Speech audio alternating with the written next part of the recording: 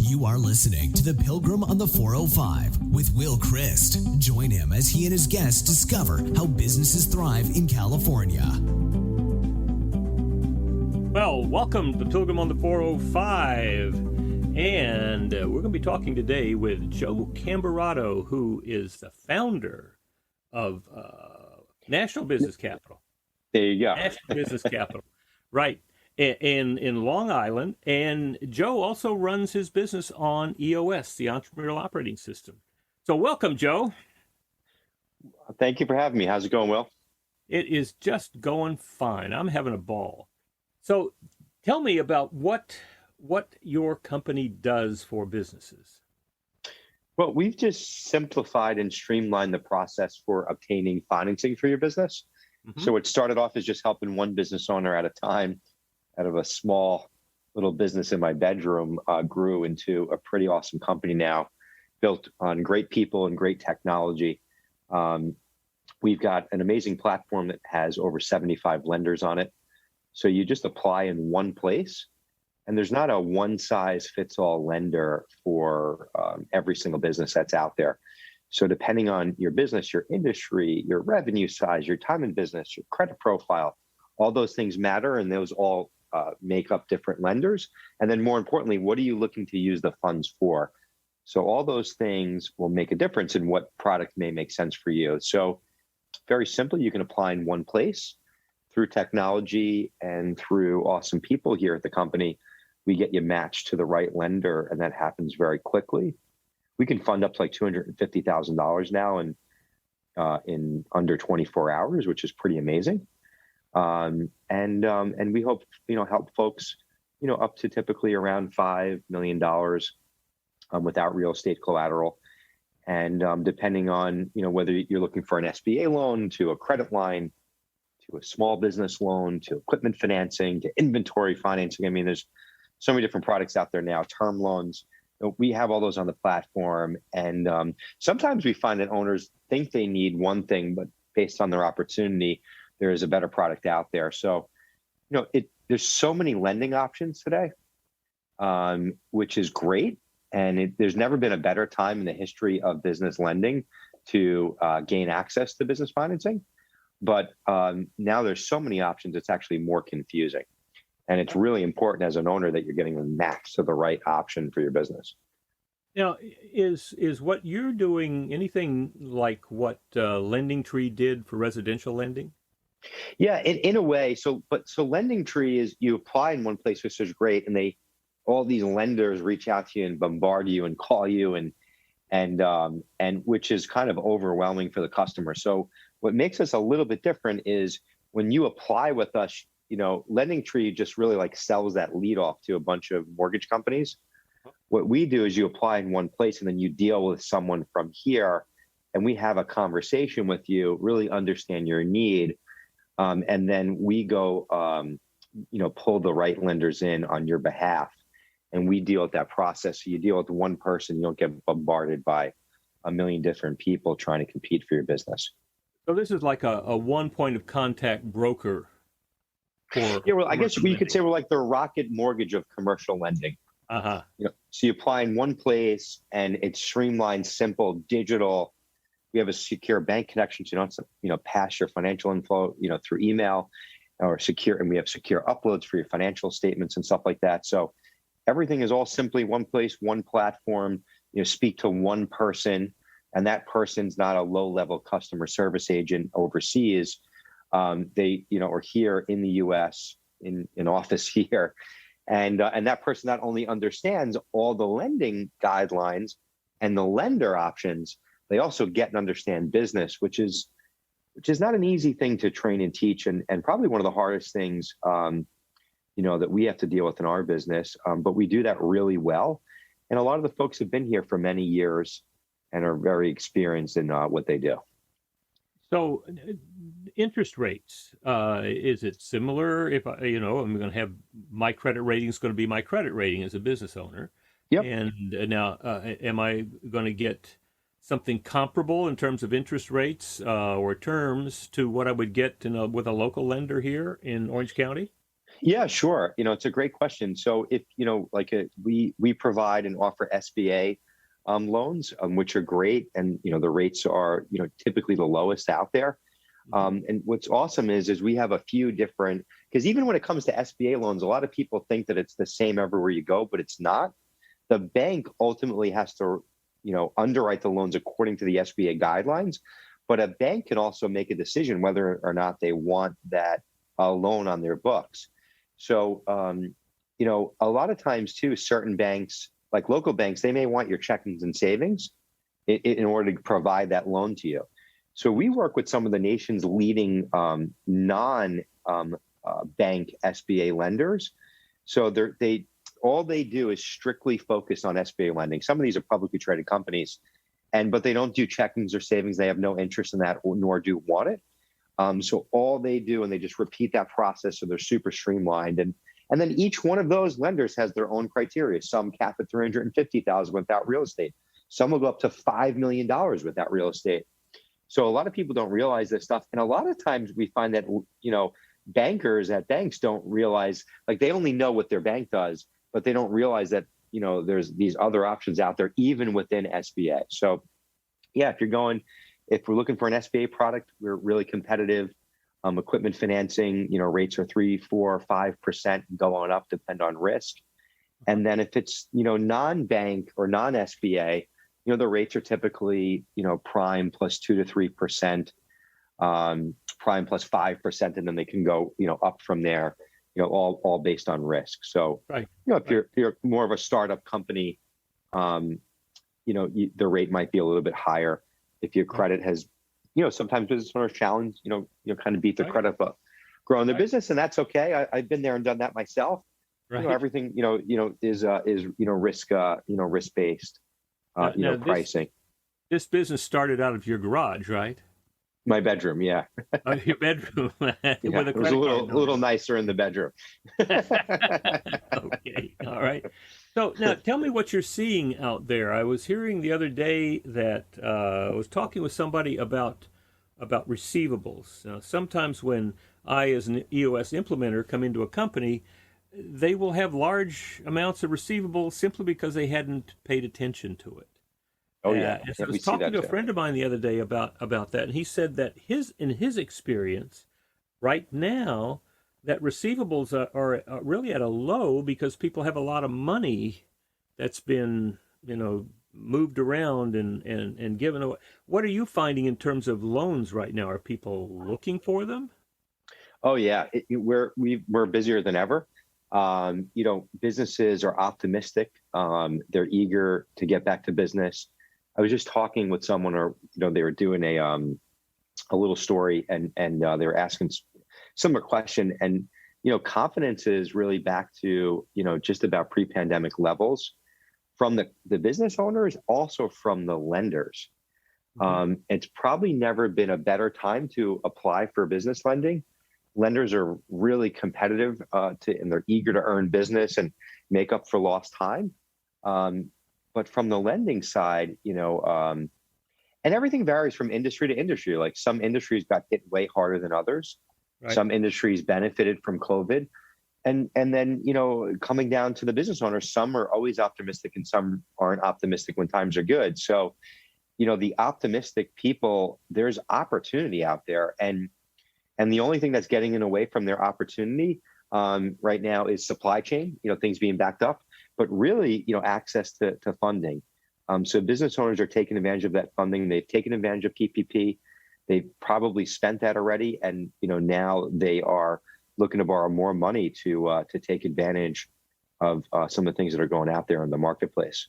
Uh-huh. Well, now, what do you find that typically people, in our target market, it's 10 to 250 employees. What are people borrowing money for these days? It's mostly like 95, 98% of, folks applying with us right now are some sort of an opportunity in their business. So, we deal with a lot of e-commerce, construction, contractors. So, e-commerce is inventory or receivables. And a lot of times, like if it's for receivables, it's because they, they just can't keep up with the demand and can't take in new orders fast enough. So we'll do some sort of receivable financing deal. But it seems to be inventory, materials, supplies, and then, equipment. They're looking to add new equipment to do more work. And then hiring. So, lay out money for payroll and to take on those additional hires and to rehire to get back to where they were. Now, I'm assuming that you do a lot of data analysis of loans. Yep. Of the consumers when the businesses are asking for loans. Now, do you find that there's an uptick in machines, purchase of machines, as given the logistics snafu, are companies gearing up to do more manufacturing stateside? Yeah, we're starting to see a little bit of manufacturing stuff start to trickle in. We're financing a lot of trucks, trailers, trucks, box trucks, Sprinter vans for Amazon deliveries, refrigerator trucks, in order to deliver, a lot of grocery deliveries, and a lot of long, trailers, over the road truckers, things like that. So we do a ton of that stuff. A lot of yellow iron, construction industries, because there's just a lot of building happening, and then a lot of IT tech stuff as well too. Really? Yep. All right. So what would you say your sweet spot is? Our sweet spot are companies that are doing anywhere from $1 million to $20 million. Those revenue sizes are we do really well with those. We have a lot of options in that arena. We absolutely help, customers that are doing less than $1 million in sales, and those deals are very easy and automated almost for us. Mm-hmm. But folks that are doing 1 to 10 million, and then hitting 10 and approaching and want to get to that 20 million mark, they're in hyper growth mode. They're not looking to maybe give up equity just yet, and they've got opportunities and they want to take advantage of financing to grow faster. All right. So that's a conversation about your offering and what's in the marketplace out there. I want to get into talking more about your business itself. Now, I understand you're working with EOS, right? In your business? Yeah, absolutely. Yeah, we love EOS. Did you use an implementer? Yeah, absolutely. And I wouldn't recommend trying to implement it on your own. You have to use an implementer. So who was your implementer? Jonathan Smith, and he's still in. Jonathan's awesome. You got the best one. He is great. He is a good friend, and he does just so good. He's wonderful. Awesome. He is. Okay. He is awesome. Now, and not only he's awesome for me, my team, loves Jonathan, as well too. Which is maybe one of the most important things, right? Because we can implement all these stuff as owners and say it's great, right. But if the team's not buying in, then it's just it's meaningless. Right. That's been my experience. Absolutely. Now, talk to me about what your business was like before you implemented EOS. And then we'll talk a little bit about where it is now. But what was the struggle that you had before? We one of the things that I've always, it took me a while, and then I, finally, realized how important processes and systems were. I was a few years into the company. So we put a lot of focus on processes and systems across all different departments. And we really kind of were forced to, because in my business, you can really only win by processing volume of applications. And if you can imagine, every application, there's a credit report that goes along with it, multiple bank statements, financial docs, tax returns. There's a lot of paperwork. So we process thousands of applications every single month. So you have to be process driven and really focus on that. So we were forced to, and we really nailed that really well. But once we nailed the process, we were growing and things were really good, but we kind of were hitting the ceiling with having, a high performing team. We had some really good people, but as the company grew, it was very hard to really get in sync with everyone. And I think, as an owner, feel like I'm in tune with everything that's happening. And you start to have these meetings and they just really become complaining sessions, and we're not getting anywhere. Like, it was just kind of like these off the cuff meetings, and there was no structure or process. And it's kind of funny. I explained this to people with EOS. I've seen how well having these specific processes in the business, how amazing they are, right? And you really, and any business, it doesn't matter what industry, and if you don't focus on processes and systems, you're not going to be able to scale and grow efficiently. And it's going to be very chaotic. So it's almost like that simple. Like, why not have a process in your meeting structure? And once like that clicked and the light bulb went off, like once you really get EOS, it's actually so easy. It's just, you have to get there. And I couldn't imagine getting there without an implementer. And it's something I tell people all the time.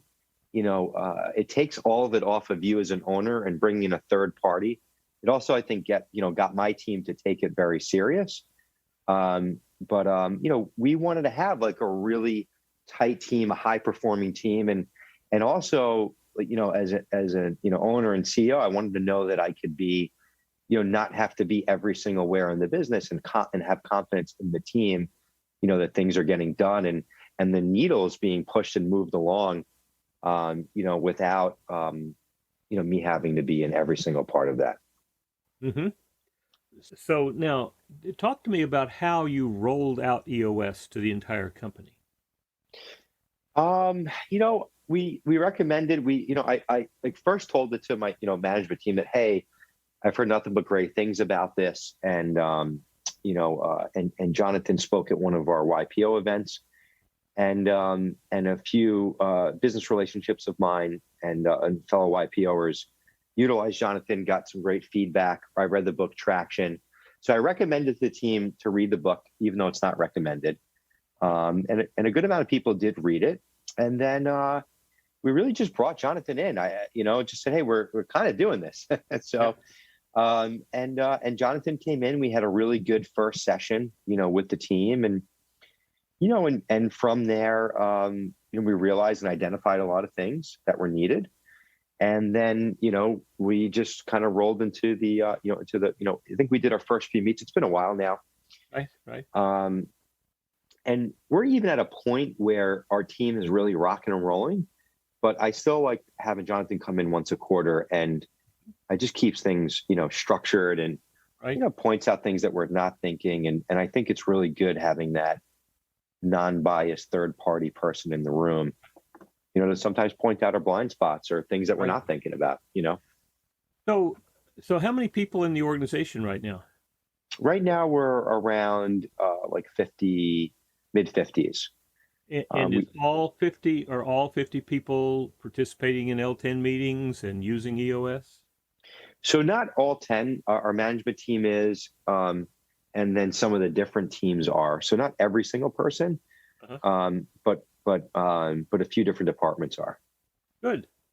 So now let's talk a little bit about this EOS Life idea. I mean, Gino just published EOS Life. I had the fun of living with it for a year because I was one of the readers in the book, and so it's been something on my mind for a while now. EOS Life, as we this, it's 5 things. It's doing only what you love. Not just doing what you love, but only what you love. It's doing it with people you love. It's making a great contribution either to yourself, to the company, or to the world. And then it's being compensated appropriately. And then having plenty of time left over for your other passions, like family and hobbies and things like that. How does that work in your company? Are you living the EOS life now? Yeah, so I'm definitely getting back to the EOS life. I think COVID, COVID completely rattled up my EOS life, and I think everybody else's. So if I said anything differently, I'd be, I'd be not being transparent. But it's super important, and our company's been built in an amazing culture. We've been #1 top workplace 3 years in a row. So it's really important that we're winning in business, and we hold each other highly accountable here. But we also have a fun time while we're doing it. And I definitely make sure that myself and team members are doing what they need to, but also, taking that time for themselves. And I think it's, I feel like all those things, it's hard to have completely balanced, but just integrating like work and life together. And I do stay focused on getting myself into the things that I love doing in the business and staying there, having confidence in the team and having that time, for myself as well too. So I'd say we're living by that fairly well and have really been getting back to that, which has been super important, to me, for myself and for everybody here. So doing what you love, you had to figure out what it is that you're really good at, right? What's your unique ability? What do you love doing that you're great at? And then have you successfully delegated the things that you're not great at, that you don't love, to people who do love doing those things? Yeah, I've gotten a lot better with that, over the years, and have really built out some great, structures, here in the biz, and people that are, doing those things. And I have been, really focused on the things that I love. I mean, pre-pandemic, I was nailing that, to a T, and was not, involved at all in the day to day. And it's all because of EOS. Like, I would have never been able to get to that point without it. So, pre-pandemic and even as things are getting back now, like I'm not in the day to day. And that's because I have the confidence in the team, and because we have this meeting structure, so I can check in and I'm in the know of what's going on. And of course, things like when random, unique things like this is a new one, like how do we handle this? Right. Of course, I get looped in. I come in as a, like a consultant, so to speak. But I'm not in the day to day, and I'm really focusing on the things I love. And for me, that's really, the brand and doing things like this. And I have the time to do things, like this because of that structure that's in place. Good. So working with people that you love have 120%. Well, it's got to do with they fit your core values. Yeah, I mean, like culture, like we like literally kick ass in culture, and we were focused on culture before it was a buzzword, and there's another great book, Delivering Happiness, which we read, and we had them come in as well too, and I've become friends with the CEO, Jen Lim. And it's been a game changer in our business, but we have such great people here. We have such an amazing culture. I love all the people that we work with, not just on my management team, like everyone in the organization. And it's hard to get to that place. And everyone talks about culture, but most people don't live by it. Like, we live by it, we breathe it. And I think as a leader, you got to be in the culture as well too. Otherwise, it's kind of pointless, and it's just kind of, you're just saying it to use that buzzword.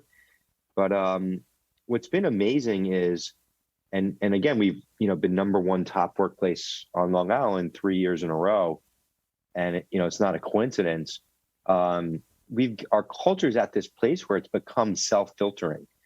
So like, if you're not a good person, you're not hitting our core values, like, never mind like myself or the management team, asking you to leave, like the team, all the other people here will be probably pushing you out. And that's like, when you kind of see that in motion, it's pretty amazing.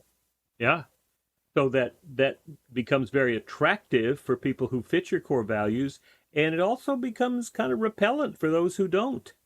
Yep, 100%. And like, even when we do our interviews now, we go through those core values, and if you're not checking the boxes, there's no exceptions. And right. We just keep it moving. We want to grow, we want to hire people, we don't need to, so.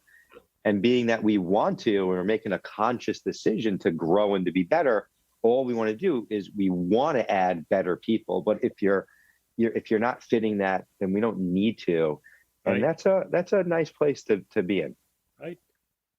It's a big difference between doing things because you need to or have yep. to, and you want to. I mean, I think that's the difference between scarcity and abundance. Yep, that's exactly right. Now, all right, so you talked about doing things that you love, with people that you love. Now, do people see the connection between what they do every day and the contribution not only to, making the company great, but also to helping businesses in America work well. Do they see that contribution?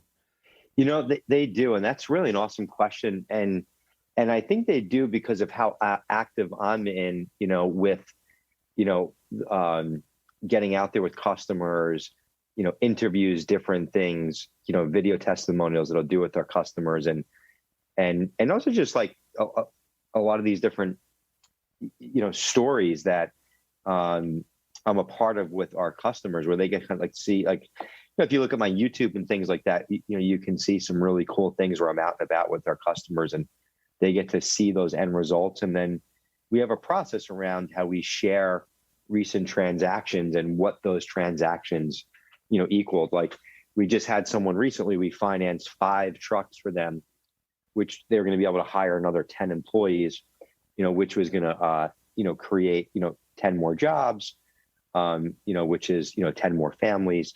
So kind of sharing those stories is something that's, is something that we do. And it's really cool and it's really rewarding.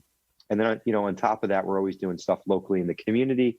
Right. And, every transaction that we complete, we donate 10 meals to Feeding America. And we're, well over 100,000 meals now, which is really nice. So everybody feels that they're making a contribution. Absolutely. And they know too, it's like small business is 99% of the country. That's right. And my belief, now this is just my belief, but my belief is that when you look at the issues that we're having to struggle with right now, social unrest, a variety of things, and that includes people who struggled when businesses left in 2008 and moved to offshore. Lots of people suffering. And when I look around, I don't think government's going to solve that problem for us. No, business is. And I wish churches were going to solve it, but I just don't see that. Education's a long play. Business is the most effective lever for making social change right now. 100%. And I think a lot of this stuff that you see in the media, it's a bunch of bullshit. I mean, where we are in the history of the world today. Yeah. I mean, it's like in 1955 or something like that, there was 2 billion people. There's 8 billion people now. There's never been more opportunity, like, in the history of mankind. Really, too, like, if you look at the real facts, crime globally is down, terrorism is down, but and poverty's down, like lowest level it's ever been. Like, if you look at the real facts. So you could sit around and complain, but you're just a complainer. Like, yeah. I think about, like, my grandmother came over here on a boat from Europe, from Italy, in 1915. And like, she would tell me stories of how she would share a loaf of bread with her brothers and sisters. Right. And that's not going to happen to my kids or your kids, so, and there was an opportunity when she came here, at that time. So, even through a pandemic and through all of this craziness, there was still opportunity. Like, how lucky right. was this country to get unemployment and get extra money through this? Like, that would have never happened, never mind 50 or 100 years ago, like 10 or 20 years ago, that wasn't happening. Right. Well, all right. And, we got your people doing what they love doing with people they love, making a great contribution. How about being compensated appropriately? Yes. I mean, that's super, super important to me, and there's awesome opportunities here. And everyone here is compensated pretty well, and also based on performance and things like that as well too. So that's super important. Like, you have to nail all those buckets, as a business owner, and there's been plenty of times growing the company that I had to take a backseat in my pay or giving myself raises in order to make sure that as I was building the company team, that everyone was compensated well. So. And then finally, have plenty of time for your other passions, family, hobbies, contributions to the community. Is that true for you? Is it true for the leadership team, for the whole company? Yeah, no, it definitely is. And, we focus on that. And we also do fun stuff outside of the business. So even, that with the team and try and make it fun there as well, too. And I try and make sure that I focus on that for myself. I just happen to get myself involved in a lot of things in the business and outside of the business. But as my kids are growing now, I'm starting to incorporate them into things that I am doing business wise. So I'm still spending the time, and I hope that they're learning something too. Now, let me ask you, because Gino, back when he was getting started with Don Tinney, predicted, he wrote on a napkin, by 2020, there'll be 10,000 companies who are being implemented with EOS. December 2020, 10,500 companies. We did it. That's amazing. Wow. Now, 2030, our prediction is that by 2030, 100,000 companies will be working with an implementer to implement EOS. Wow, that's amazing. Now, if you say that it's, the average company in our sweet spot of 10 to 250 employees, the average company has 50 employees, just, for the sake of the argument, 50 employees. That's how many? 5 million people. Not counting their families who will be directly impacted. And my fervent wish is that every implementer will be saying, 6 months, 9 months in, when they're going through their BTO and their quarterly and looking at their 10-year target, generally it starts off with some big, huge revenue number, and then maybe will be doing great goods and services. I want to see every company include, and by this 10-year target, 100% of our employees will be living the EOS life or have a path to it. Yeah. And that's the thing, right? Like having the path to it, because it's not for some people will want to and some won't, and that's okay. But as long as the path is there, but that's amazing. And I mean, I could see it happening, and I don't know how you get to a certain size, with your company and you don't bring in or not utilizing the EOS process. Like it's just, like it's been a game changer for us. So, and given right now this big shuffle with people moving all around the country, and the Great Resignation with how many 50%, 40, 50, 25%, whatever it is, a lot of people are moving out of companies, and I think that's going to change the way that companies go about attracting, retaining, and motivating their people. And I think EOS is right in there as an answer to what they need to be doing. Well, I think the reality is this stuff was already happening pre-COVID.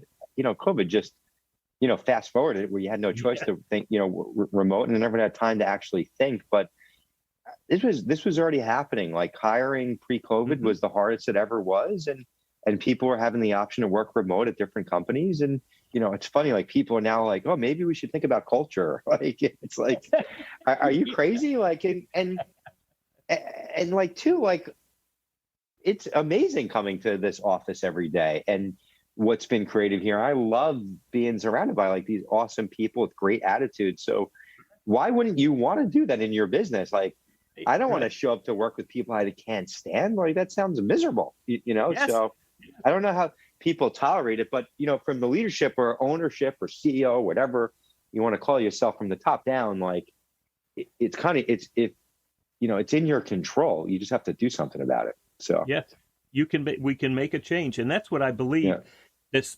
The next 9 years, I think that having 5 million people and 100,000 companies, that's going to make a huge impact. And huge. And we also know from the data that the number of people self-implementing, like you were initially, the number of people using the tools at EOS is a 10 times number. So that could be easily that we are affecting 50 million people. That's amazing. And I hope so. Definitely be a lot better ran companies, Well, yeah, that's for sure. And a lot better attitude for people and a lot better life. So that's why I'm excited about it. I am just absolutely thrilled with working with people like you, who see this and can see the huge change that's there. So thank you so much, Joe. How would people who wanted to talk to you, well, either about EOS or wanted to talk about loans, how would they get in touch with this? Yeah, so if you wanted to check out my company, you can easily go to nationalbusinesscapital.com. Or if you wanted to, follow me, I put out tons of content, videos. And if you want to connect, you can check me out at GrowByJoe. You can go right to YouTube/GrowByJoe. Or on LinkedIn, you can find me linkedin.com/GrowByJoe. Excellent.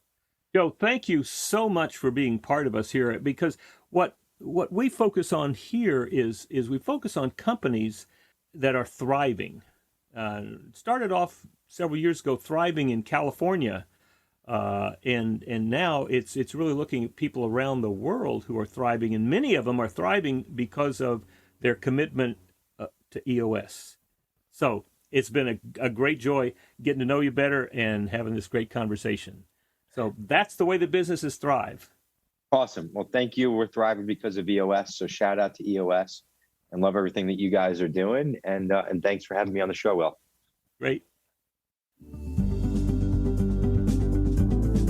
You've been listening to The Pilgrim on the 405 with Will Christ.